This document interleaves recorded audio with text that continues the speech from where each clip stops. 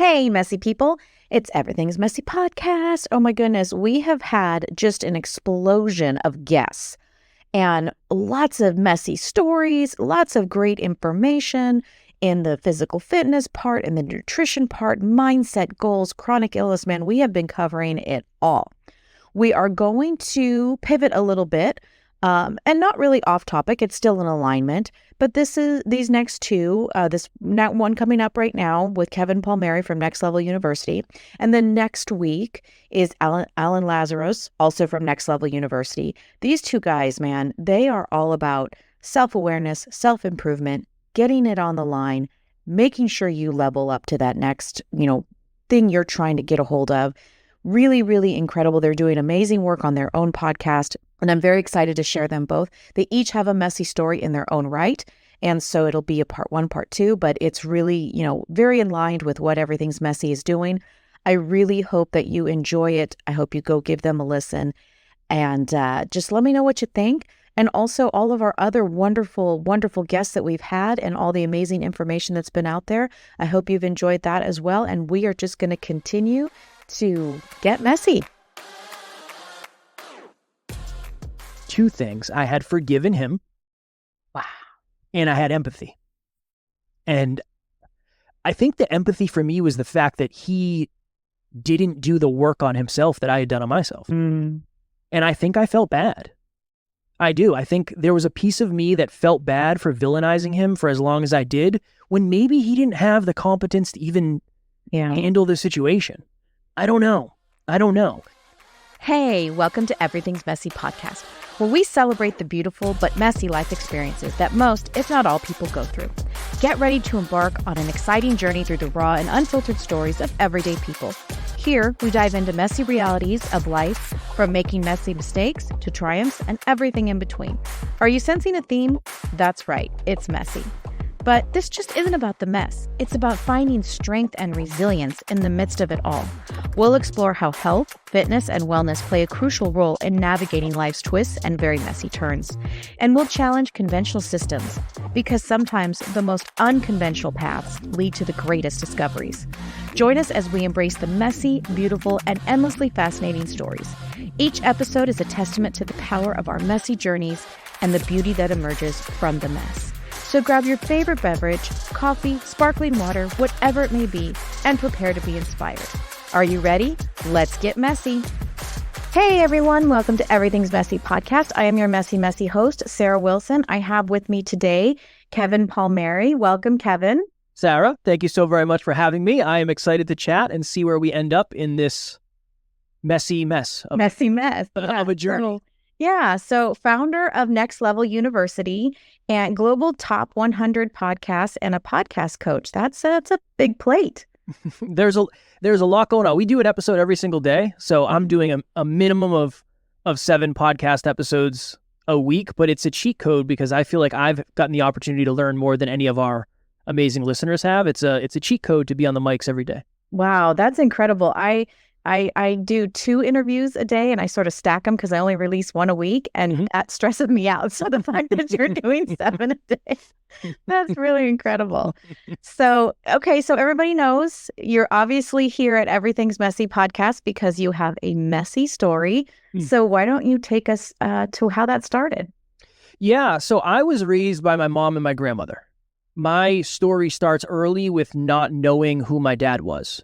So I didn't know who my dad was. I didn't meet my father with the understanding that he was my father until I was 27. Wow. Happy to get into that when we get to that point of the story. I'm an open book on that. Raised in very humble beginnings, lower middle class. It was a common conversation about how we were going to make a rent. So that's definitely something that has shaped me in many, many ways. Outside of that, whatever normal means, I'd say I had a normal childhood. Nothing really jumps off the page for me. Okay.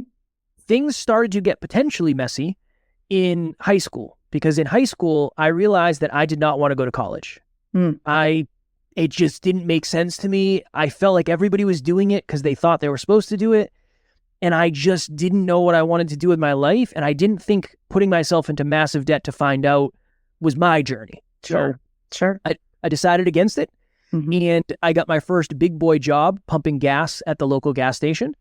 And when my friends went off to college and they were partying and living it up and meeting people, I was waking up at 5 a.m. and going and pumping gas from 6 a.m. until 2 p.m, collecting a paycheck and moving my way through life, to the degree I thought I was supposed to. From there, I had a bunch of weird jobs. I had a bunch of odd jobs. I was a truck driver, forklift operator. Wow. Many, many, many things. Construction, firefighter for a very short period of time. Many things. But my story really started to unravel when I was in my mid-20s, because if you looked at me from the outside, you would assume I was wildly successful. At this point in my life... And so how are you judging success? External, materialistic is what I would say. Yeah. Okay. And I love that question. Thank you for asking. My girlfriend at the time was a model. I had just competed in and won a bodybuilding show, so I was quite literally in the best shape of my life that I will ever be. Yeah. At this point, I had gotten into an industry called weatherization, all by luck. I had no credentials, but I ended up getting a job where I was making anywhere from $40 to $90 an hour, depending on where I was working. That's not bad work if you can get it. Pretty good for somebody who didn't go to college. So, okay, cool. I had a brand new apartment with said girlfriend, and I had a sports car. And from the outside looking in, it looked like my life was amazing, and I had come from very humble beginnings to achieving success. Mm-hmm. Internally, I was very depressed. I was very anxious. Sarah, I think the truth is I was always hoping that the next external success was going to fix the internal voids. Mm. And that's why I went so heavy on the external success. Yeah, okay. So you were trying to fill something that you weren't quite sure how to fill it. I don't even know if I knew it was a void yet. I just assumed, this is what everybody else does, right? They go get success and they look super happy. So maybe that's the path for me. Let me see if I can do it. So after my bodybuilding show, my girlfriend ended up leaving me because I was a shell of myself. She made the right choice. No harm, no foul. She did exactly what she was supposed to. That was my initial rock bottom because we had just moved in together 5 months prior. So we have this nice apartment together. My bills just doubled. Mm. Work got really slow right after that happened. Oh, dear. My landlord wanted to take her to court. He said, look, I'm going to have to take her to court because you're not going to be able to pay the rent. And I said, trust me, I'll find a way to pay the rent. Like, do not take her to court. I do not want this to be messy. I will make this work. And I was just lonely, and I just didn't know if anybody was ever going to love me again. And I felt broken, and I didn't know what to do. So I made the mistake of saying, I maybe just haven't found the right level of success yet. Maybe that's the problem. Maybe they're not reaching high enough. Yeah, I need more. Maybe I haven't reached the ceiling yet. I need more. So I remember I was laying in bed one night and I said, this is the year I'm going to make the most money I've ever made in my entire life. Whatever it takes within alignment, I'm going to do it. Wow. The next year starts. And it was the busiest year we had ever had as a company. We were traveling all over the place. A lot of our stuff was on government contracts, so we would be in other states for weeks, months at a time. But I'm making really good money. I'm all in. So fast forward to the end of that year, and I had been on the road for 10 months. I lived in hotels for 10 months out of the year. That's an incredibly long time to be kind of displaced. It was really challenging, but I wanted the results, so I really didn't mind it as much as you might think. And these hotels were not nice. Blood on the walls. Not the Hilton. We were not staying at the Hilton. But I felt like I was setting a goal, and I was getting closer and closer and closer to this goal, and that's not really something I'd ever done. I didn't really set goals before that. So I'll never forget. I was standing at my kitchen table because my ex took the chairs for the table, and I was never home, so I never got new ones. That's how... I don't mean to laugh, but that's kind of the perfect story of just... Right? It just didn't make sense to get chairs. Nobody's coming over, and I'm never home to eat dinner there. I have my final pay stub of the year, and I remember sliding it open. My goal was to make $100,000 that year, and I made $100,000 that year at 26 with no college degree. And I had the expectation that I was going to be flooded with all of these good feelings and things were just going to start getting warm, bright, and fuzzy. And that's not what happened. I realized in that moment that for most of my life, the majority of my life, I had lived unconsciously. I don't know why I'm doing what I'm doing. I'm just jumping from one thing to the next. Just sort of going through the motions, kind of robotic-like. Yep. No intention. The opposite of unconscious is hyperconscious. So shortly thereafter, I started a podcast called the Hyperconscious Podcast in 2017. That's when this all started for me. I fell in love with podcasting as I fell out of love with my job. I've reached the pinnacle. I'm not willing to do what it takes to get there again. Get me out of here. Sure. Get me out of here. But as you know, as a podcaster, it's really hard to make money and turn into a full-time job. It's very, very, very hard. Most of us will say we don't do it for that reason.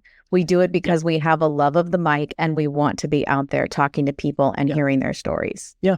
And that is true. I started this from a place of passion and I just wanted to help people think differently. Yeah. And it got to the point where I started to realize if I could do this for a living, I couldn't even imagine how amazing that would be. Yeah.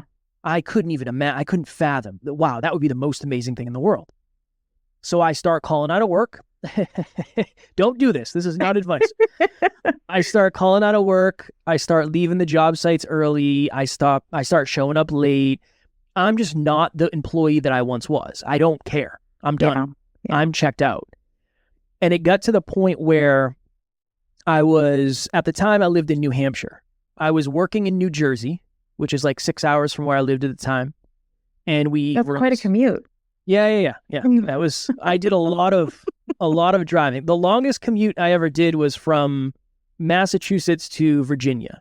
It was like a 14-hour ride. We'd live down there for 3 weeks and then we'd come back up.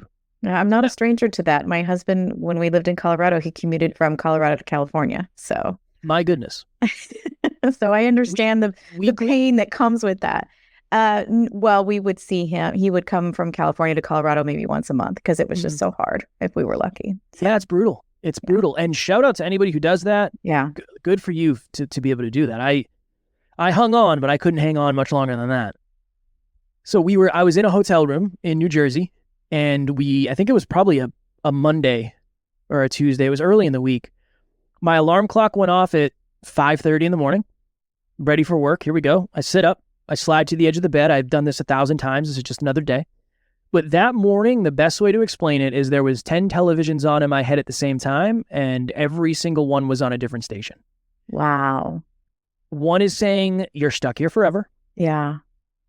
You got lucky. Kev, you got lucky. How did you even get this job? How did you make this money? Do not mess this up. Sir, do not mess this up. If you ever had the courage to leave, what would your friends think? Ton of significance in my friend group because I make a boatload of money. Mm-hmm. What's your family going to think? I make more money than anybody has ever made in my family. Mm-hmm. What is that going to do?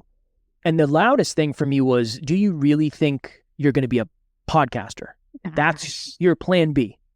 You didn't even have a plan B. That's your plan D. That's really what we're going to do.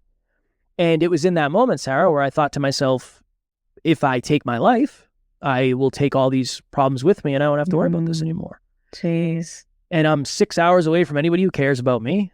Nobody really knows me at work, right? Nobody knows who I really am and what I want. And I love this podcast and I love having deep conversations. Yeah. So I reached out to a friend of mine who's now my business partner and the co-host of the show and somebody I spent a lot of time with. And I said, hey, brother, I'm having that moment where I don't know what to do. I'm having dark thoughts. I don't know if I want to be here anymore. Like, what am I supposed to do? I don't know what to do. And he's very long-winded, so he gave me much advice. But the thing that stuck out the most for me was, Kev, over the last couple years, your awareness in who you are and what you know has changed a ton. But your environment has remained the same. I think it's time for you to change your environment. So time to pivot. So I ended up leaving that job 3 or 4 months later and partnering up with him and then beginning the journey of being an extremely broke, insecure, anxious entrepreneur trying to figure Creator. out. Yeah. So as much as I'd like to say that rock bottom basement moment, sitting on the edge of the bed, was the hardest, it did get harder after I left my job for the next couple of years because I was broke. But that is the messy journey that I have taken on to get to where we are today. So talk a little bit about that self-awareness moment, though. Your friend had pointed out that you had these, several years now that you had been kind of aware of the things and the surroundings that are happening. And in that moment that you become, ultra self-aware of those dark thoughts, did it take you an hour to call him? A day to call him? Was it immediate? Were you contemplating, I don't want to bother him. Should I call? No, minutes. At that point, so he was the first guest I ever had on the podcast. Okay. And him and I had built this relationship on growth. So he was like my mentor at the time, and he still is. We're business partners, but he is the self-improvement guy. Like, he knows stuff. I don't know how to explain it. He's a wizard. He knows. So, well, I don't know that you're a stranger to that either. Well, I appreciate it. I appreciate that very much. I felt very comfortable being vulnerable with him. And it's hard because I'll get asked often, well, how does somebody have the courage to reach out? Yeah, that was going to be my next question. It's so hard to answer because it didn't start that day. It started years prior when I started being vulnerable with him before I needed to. I always liken it to, you don't build an umbrella when you're standing out in the rain. You build an umbrella or buy an umbrella, whatever it is, in the anticipation that it might rain one day. Sure. That's what my mental health journey has kind of been, where there were times in the past where I went to counseling and therapy, and I will be going back to therapy from a good constructive place, and I'm excited for that. But I know a lot of us, it's very reactive. When things get bad enough, I'll do blank. For me, we had this amazing relationship based on truth and based on, he's my mentor and I'm his mentee, and I can tell him when I'm struggling, and I've cried in front of him dozens of times. So it wasn't as hard as it might be for someone else. So the best piece that's of advice, important. Yeah, it is, because a lot of people say, well, it was super brave. It wasn't as brave for me as it might have to be for you. So I always say, build the umbrella before the rain comes, because you never know if and when the rain is going to come, and nobody wants to be out in the storm by themselves, or should they be? Yeah, no, that's true. I often say, just liking it to wealth or fitness, it seems like a lot of us, and specifically health, we take advantage of the good health until we're faced with something that's bad health, and now we have to make changes, right? Yeah. So, and even with mental health, health, you have to prepare and do those steps and have those things in place, because, like you said, you don't know when it's going to rain. So that's it's really hard to know what's going to happen to you. I never thought I had anxiety. I never really thought I had depression. I never thought that was going to be me. I remember when I was in high school, I had a girlfriend, and she would go to counseling with a counselor. And I said, why do you do that? Like, what's the reason? And she said, well, I'm depressed. And I said, what is that like? Are you just like sad? Or I couldn't fathom what that meant. I had no idea. Yeah, I couldn't understand what that meant. Later in life, it came full circle, and I got the understanding, but you never know. You never know what the future holds, positive and potentially negative. Sure. Well, and it sounds like this journey sort of forced you kind of at a crossroads. You have a positive path or a negative path that you can take, and you have to decide, right? Yeah. And transparently, this podcast thing, self-improvement thing, business thing, this is the hardest thing I've ever done in my entire life. It's hard to explain without sounding negative. It is, because this is privilege pressure. I chose this. I am grateful. I get to do what I love every day. I am privileged. But I have traded in pieces of myself to get to where we are, for sure. Right? Like, sure, it's not without sacrifice, for sure. There's been a lot of that. It's privileged because I'm just grateful that I get to do it. But sure, it's been challenging. It's been challenging for sure. So then go back, you had mentioned at the beginning about not having a father figure in your life. And do you think maybe that contributed to the mental status that you were feeling? I think not having a positive male role model in my early years brought me a lot of not enoughness. Mm. I'm not smart enough. I'm not this enough. I'm not good looking enough. I'm not tall enough. I'm not successful enough. I'll never be enough. And I was angry for most of my life. I was very, very angry that... Did you know why? Or you just had this sense of... I think I knew why, because I was the guy who said, I will never see my father until it's his funeral. I don't care. Oh. I tried to delude myself into thinking it doesn't affect me. I don't care. I'll just be mad at this person forever, which is why it was so hard to see him. So I was 27 and I was sitting on my couch. I lived in New Hampshire at the time by myself in the same apartment that I lived in with my ex. I was going through my Facebook messages that day, and I didn't know this, but there's a folder that message requests go to when somebody who isn't friends with you sends you a message. Sure. I don't know. I was probably, who knows what I was doing. I was just creeping around Facebook. Who knows? And I saw a message, and you can only see the first couple words, first line. It said, "Hey, Kevin, I'm blank. I'm your father's girlfriend." And I said, "No, Whoa. We're not doing this. We're not going to do this today. Today's not the day. It's Saturday. I want to hang out." Yeah. But you could see that I think it was from 2 years prior.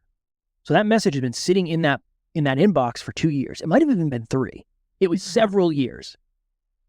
So I then opened it and I said, I have to now. I've come. Yeah, because it wasn't meant to be before, but now you're meant to open this, right? Like now I got to do it. And at this point, I'm trying to be the self-improvement guy.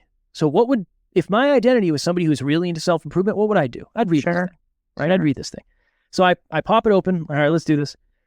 "Hey, Kevin, I'm blank. I'm your father's girlfriend. He's been watching what you're doing on social media and you seem super happy. And if you ever would like the opportunity, he would love to meet you." And I threw my phone on the floor. I fell on the floor and I said, no, we're not doing this. We're not doing this. And I think one of the reasons, Sarah, is because when you villainize someone to such a deep level, you don't ever anticipate having to face the villain. No. So that was one of the hardest things that was going on in my brain. Yeah. So I reached out to one of my friends, a different friend this time, and I said, "Hey, my dad messaged me." And this person knew my history very well. And they said, "Are you going to go see him?" And I said, "I think I have to. Yeah, I think I have to." And they said, "Do you want me to come?" And I said, no, I got to do it myself. I got to do it myself. So nice to offer the support, but very, very grateful. Yeah. I just knew. I knew it was one of those unlocks. This is something that has plagued me, for lack of better phrasing, for 27 years. I need to do the brave thing. Got to go in through the door, whether you want to or not. Yeah. And I did not want to. I tell you very much, I did not want to. So I messaged back and I said, "Hey, whatever. Thanks so much for reaching out." I don't know. I don't remember what I said, but I said, "Yeah, let's meet. And this is where I live. Let's meet halfway at this spot." Mm-hmm. So we planned it for a Saturday or whatever. I drive down and I'm nervous the whole time. What is he going to look like? What is he going to sound like? Is he going to cry? Am I going to get mad at him? What is this going to be like? Because I don't even know what my dad looks like. Just all the feels, all the messy feels. Yeah, all of them. And I did not want to do this. I get to... But something was telling you to do it. Because you could have just as easily kept that door closed, locked it, and were not. But something was propelling you forward to do this. I think I was afraid of regret. I think I was afraid that if I don't do this and he dies or something, I'll regret not at least exploring it. Truthfully, I think that was probably the biggest thing. So I get to this diner. I walk in, "A table for 2, please." I sit down, and I had this moment. This was a very surreal moment where I said, I don't even know how I'm going to know when he gets here. Because I don't know what he looks like. I'm not going to know when he gets here. I saw a guy walk by the window. And I said, that's him. I don't know how I knew, but I could just... Because you do, because blood is thick and you just know. So he comes in, he sits down, and it's about as awkward as you can imagine. It's just... I can't even imagine. Right? How do we catch up on 27 years here? He cried a few times. I was stoic. You will not get nothing. You're going to get nothing. Nothing from me. No, nothing. I'm fine. and you're not going to get anything out of me. I remember when I was sitting across from him, looking at him, I remember I had this moment where I said, I'm the father in this situation. You are not nearly as developed as me. You have never worked on yourself like I have. I am the man here, and you're the child.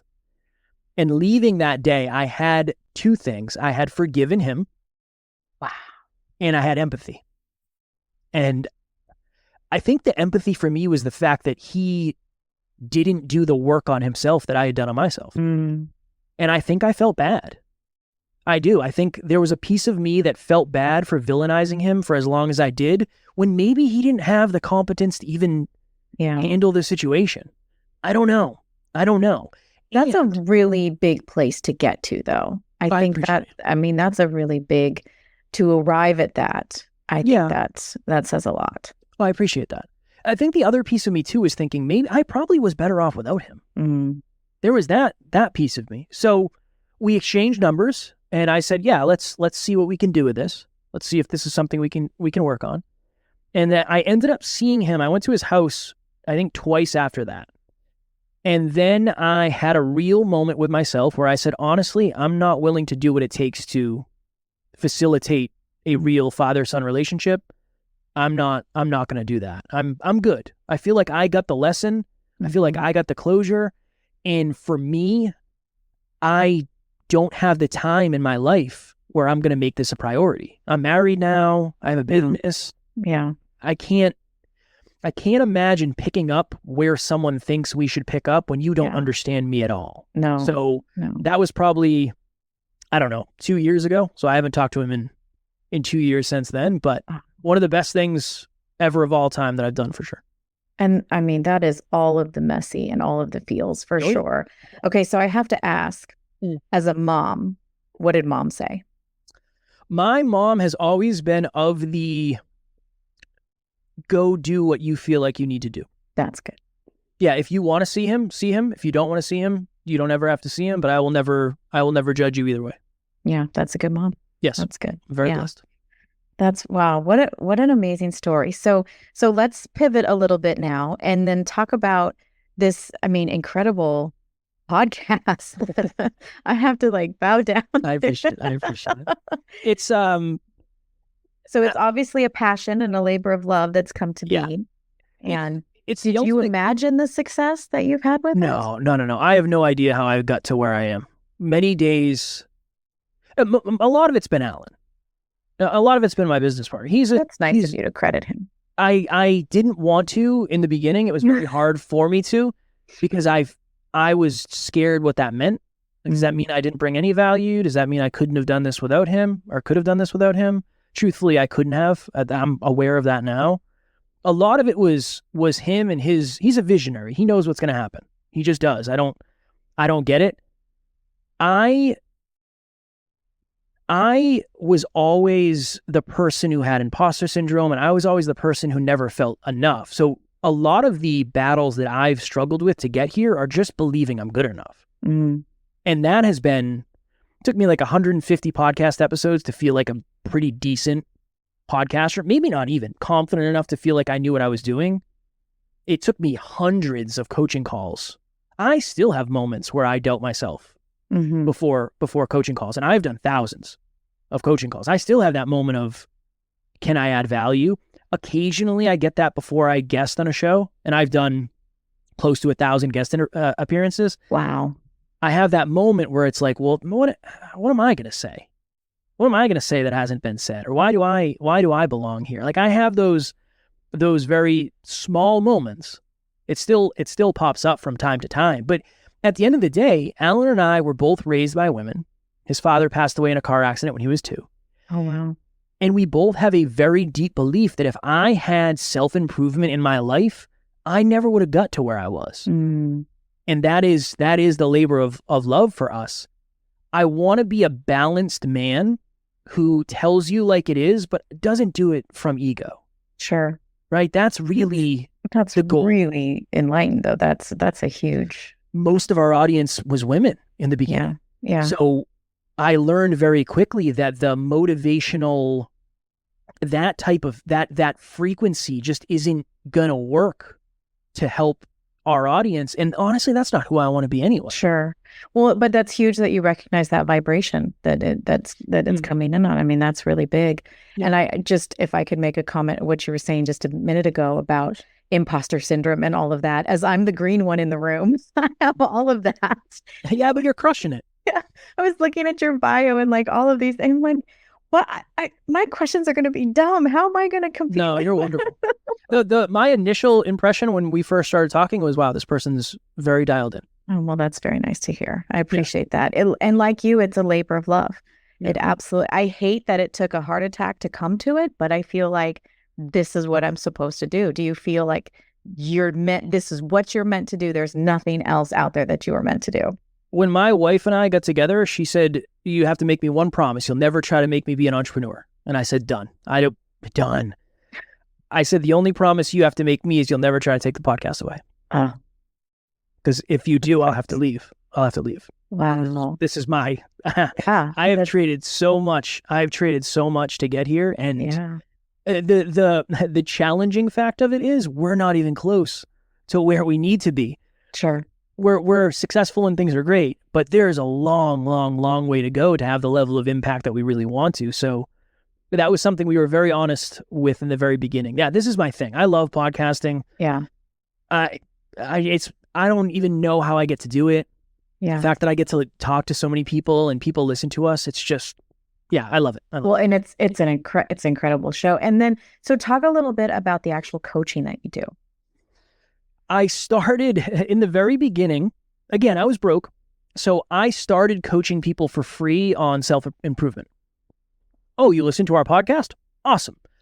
Would you like to do coaching with me for 2 months for free? We'll hop on a call every week and I'll see if I can help you with this, or this. And everybody said yes. I was like, all right, cool. This is something.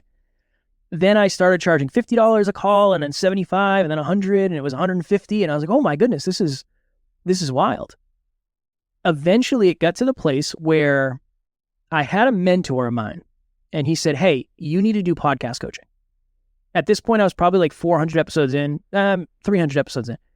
And he's like, I've never met anybody who knows as much about podcasting as you. And insert imposter syndrome, I said, I don't know anything. How am I going to help anybody with a podcast? I have no idea what I'm doing. He referred me to someone who wanted to start a podcast. And he said, this guy wants you to do all the production, audio editing, video, everything. He just wants to sit down, record the episode, and you do the rest. Which that'd be nice. Right? And at the time, I had done, I won't say thousands of hours, but I had done hundreds and hundreds of hours of audio editing, video editing. I knew how to make teaser clips. I knew how to do show notes, all that stuff, because I had done it.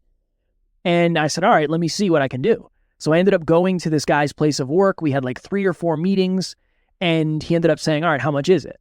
And I said, for what you're looking for, at the time, it was $1,500 a month. And he's like, cash, check, what do you take? And I said, what? You really want to do this? Wow. And he said, yeah. So I ended up becoming a podcast coach who helps people start their podcasts, who helps people monetize. That has been what I have been pulled to do. And that if podcasting is your favorite thing, coaching people on podcasting makes sense that it would be a close. Absolutely. So yeah, now I pretty much do that. Right now we produce 50 some odd podcasts. Wow. Every single day/week, depending on when they drop. That's incredible. That's it. And did you see that originally? Was that the vision? Nope. I had no idea. I thought I was going to be a peak performance coach for high-level athletes. That's what I wanted to do in the very beginning. And then it got to a place where I was like, I don't know if I want to be that. Like, I want to be able to have a whiskey on a Friday night. I'm not going to be able to coach high-level athletes if I'm not walking the talk on that. But you had probably pulled from your bodybuilding days to think that so that seems like a good choice. Yeah. It was, what was I good at in my past life? Mm-hmm. And what does current life look like? And how do I bring that into the future? Somebody suggested it. Somebody came to me and said, you have a lot of podcast episodes. You should help podcasters. It was never on my radar. I don't know if it ever would have happened if somebody else didn't suggest it to me, because imposter syndrome. Who am I? Yeah. I'm working on a book. I'm going to write a podcast book. who's going to buy that? I don't know. You know what I mean? I think we all struggle. I mean, I can only speak for me, but I know that's a common theme in the podcasting world. Yeah. So, okay. So 2 questions. The first one, so which whiskey? Right now, a Macallan is my favorite. I like a Crown Royal. I'm a big Crown fan as well. Okay. And so if you had to give the one podcast piece, equipment, something that somebody, it's a must have if you're even thinking about podcasting, what is the one thing they have to start with? Is it the computer? Is it the speakers? Is it the mic? It's the mindset. The mindset. Yeah, it's the mindset. If you expect any level of success in the first 100 episodes, you're probably setting yourself up for failure. I would say expect very little, but be excited when you overshoot. Because that's the number one thing that I see is people, it's like, oh yeah, I started a podcast. How long until I can quit my job? Never with that attitude. So it's podcasting is like the sexy thing. Right. YouTube was the sexy thing. Blogs were the sexy thing. Starting a website was the sexy thing. Don't do it because it's the sexy, trendy thing. Do it because you really want to get your voice out there. Yes. Yep. That's no, it has to be. And for me, it even started, I don't like the physical act of writing. So people were like, get a journal, write a journal, maybe get your thoughts out there. Maybe it'll turn into something, blah, blah. And I'm like, I don't like the physical act of writing, but I do love to talk. That seemed like a natural fit. You're in the right place, my friend. Right place. So where can people go to find your services if they're looking for coaching and all that? Yeah, you can just go to nextleveluniverse.com. We have everything on there. Again, I do it differently. If you have questions or anything, just reach out. I'm happy to answer questions for free. I'm happy to do a call with anybody for free. That's always the way I do it. I also have a podcast about podcasts called Podcast Growth University for anybody out there who's a podcaster. I do an episode every week, about to cross 100 episodes in the next couple of weeks. But is that one of the ones you're doing every day? No. So Next Level You, we do an episode every single day. We have 1,700 episodes. Podcast Growth You, I take it easy on, and I only do one a week. One a week. Okay. Well, I'm at a measly, I just released my 35th episode. So hey, look, Sarah, you are drastically ahead of where I was that many episodes in. Really? Yes. Okay. Yeah, I was not very good. No, don't go back. I don't buy that for a second. I don't. If you want to go back and listen, you can. I don't suggest anybody else does. I don't buy that for a second. Well, you've really come out of the mess. It seems like you really have you're so dialed in on the self-awareness and just the improvement of it all. And I can only see the success just, coming from all of that. Is there anything that you've left to want to conquer, whether it's something in the podcast? Like, are you fulfilled now? Is that void full, or is there anything left that you're like, there's still the final frontier that I have to get to? That's a great question. I think it's probably more in the physical realm. I started martial arts again recently, and that's something I did when I was younger. I just want to be a very well-rounded human. That's the ultimate goal. I want to be as smart as I can. I want to be the best husband I can be. I want to be the best business partner. So yes and no. I'm the most evolved and the most fulfilled I've ever been, but I obviously have a long way to go if I'm going to be the most evolved and fulfilled version I'll ever be. So yes and no at the same time. Okay.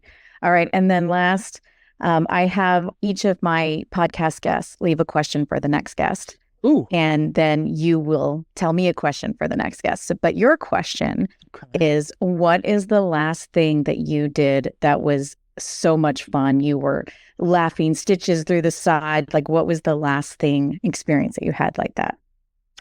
Today, we are recording this on a Tuesday. Yesterday, Monday, we recorded our podcast episodes. And Alan and I spend from 11 in the morning till 6 p.m. virtually with each other. And we try to get all of our episodes done. We usually don't. That every Monday is a mix of getting truths that you don't want, having laughs you didn't know you were going to, and making memories that you didn't know you were going to remember. So I love that. No, I love that. All right. And then so the question that you will ask the next guest. Ooh.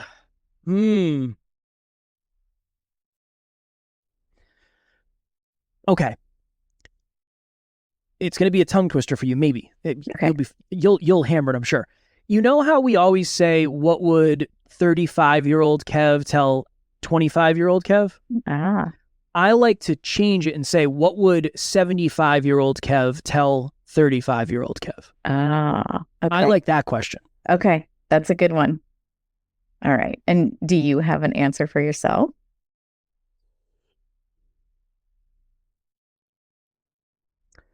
I don't know. I think I'm afraid to say certain answers because if I answer them now, will I ever get to the level of success that I want? It would probably be reverse engineer regret as much as you can. Yeah. Really. I was just going to say, because it seems like that theme is there with you. That's regret. So I was going to say that. Yeah. It would probably be that. It would probably be very, very, very, very, very honest, like alarmingly honest with what you're going to regret. Because if you can stop it now, it won't be a regret in the future. That would probably be it. That's awesome. Oh my gosh. Kevin, you've been an absolute dream. This has been wonderful. I appreciate you've got great energy and this has just been wonderful. We'll put all of your information into the show notes so they can find you. And I really appreciate you coming on Everything's Messy. Thank you for having me. Thank you so much for listening to Everything's Messy podcast. If you don't mind, if you'd head on over to wherever you listen to the podcast, like, subscribe, maybe leave me a review. I would really appreciate it. Also, make sure to check out my new website, www.everythingsmessy.com. Social media is where you can find me. Instagram at Everything's Messy Podcast. Same with Facebook. I'm on X at Everything's Mess. And if you'd like to reach out to me for email, I'm everythingsmessy@gmail.com. Once again, thank you so much for listening and keep it messy.